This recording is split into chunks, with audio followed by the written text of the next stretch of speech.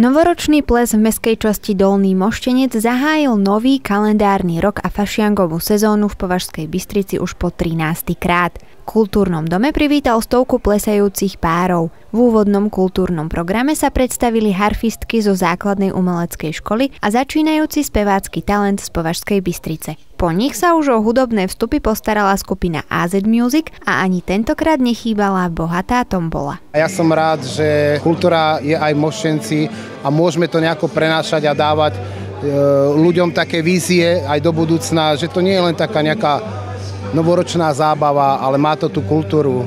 A to chcem dodržiavať, ten bontón tohto novoročného plesu, a aby bol zaužívaný v Dolnom Moštenci. Už sme si celkom zvykli, že tú fašiangovú sezónu, alebo teda to obdobie pred postom, vždycky začneme plesať tuto v Dolnom Moštenci a je to aj také už sa to aj celkom traduje, že v Dolnom Moštenci teda sa otvára fašiangová sezóna. Aj keď teda po meste už aj iné plesy dnes sú, viem, že sú hádzanári a rôzne iné plesy, ktoré po Považskej Bystrici sú, tak som rád, že už prišlo toto obdobie, že ľudia sa bavia a verím, že budú mať aj ostatné plesy hojnú návštevu a že sa ľudia budú zabávať. Rozvoj kultúry aj v mestských častiach Považskej Bystrice je pre ich obyvateľov dôležitý. Dávame možnosť mladým ľuďom tu vystupovať, lebo sú rôzne súbory, ktoré už poznáme. Ja chcem, aby fungovala aj v takýchto menších, srdcom veľkých mestských častiach.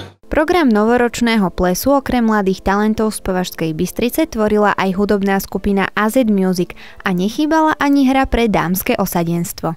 To vždycky dostanú futbalovú loptu dievčatá, postavia sa do radu, ja si sadnem na stoličku, ani kopu a medzi nohy, ktorá trafí, postupuje. Aj tento rok prispeli sponzori do plesovej tomboly, v ktorej bolo možné vyhrať až 70 cien.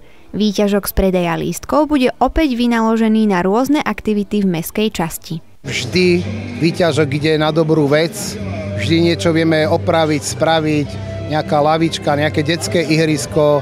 V lete prípadne korunky, ktoré sa ušetria, máme každý rok hody. Sice už je koniec Vianoc, ale ideme vyrobiť Betlehem, ktorý vlastne budeme otvárať na Vianoce. Na novoročnom plese sa zišli viacerí, ktorí sú už pravidelnými účastníkmi a oceňujú predovšetkým jeho rodinnú atmosféru.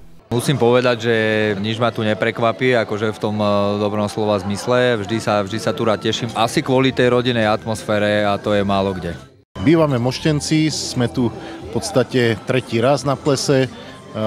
Každým rokom prizveme niekoho z priateľov, teraz aj dceru sme doniesli so sebou s priateľom. Takže práve pre tú atmosféru, že je také miestne, fajnové, sú tu ľudia, ktorých máme radi, takže máme to tu veľmi obľúbené. Lebo tu je dobrá muzika, dobrá spoločnosť, dobre sa zabavíme, dobré jedlo tu je.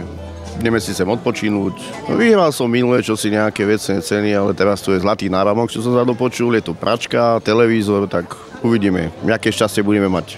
Som rada, že sme sa sem opäť dostali, lebo tu je výborná zábava, výborní ľudia a veľmi sa mi tu páči, takže sa teším aj na budúci rok, už teraz. Je tu taká menšia skupina ľudí, také rodinné to tu je a veľmi sa mi tu páči. Na tento ples chodíme, lebo je tu úžasná atmosféra, úžasní ľudia, úžasná hudba. Sme tu tretí rok, páči sa nám tu. Tombola tu býva neskutočná a minulý rok sa nám práve podarilo vyhrať prvú cenu. Televízor funguje, tešíme sa z neho. Je tu vždycky skvelá atmosféra, dobrá partia ľudí, perfektná zábava, dobré jedlo, bohatá tombola, takže vždycky sa nám podarí vyhrať tie finálové ceny, ktoré sme veľmi radi, ale musím povedať, že ich vždycky zase posúvame ďalej. My doslova tu dochádzame až od Žiliny z Bytče a už sme ani jeden nevynehali vlastne, na každý chodíme. Je to niečo nádherné, tak toľku diaľku, keď sem dokážeme prísť, tak samo o sebe svedčí, že je to tu naozaj dobré. Výbor mestskej časti už má plán akcií aj na nový kalendárny rok. 1. marca tu máme hneď detský karneval fašiangový, takže ďalšia akcia bude fašiangový detský karneval. Samozrejme, každý rok robíme Deň Matiek, máme tam májovú veselicu, potom máme 1. júnový deň, robíme MDD. Čo prajú ľuďom do nového kalendárneho roka? Ja by som chcel popriať veľa zdravia, šťastia, lásky, božského požehnania, aby ľudia mali v sebe voči druhým viac pokory, Najmä veľa šťastia. Keď už je to šťastie, ostatné sa tak ľahšie zvláda. Potom to zdravie, to je veľmi dôležité. Laura Krošláková, televízia Považie.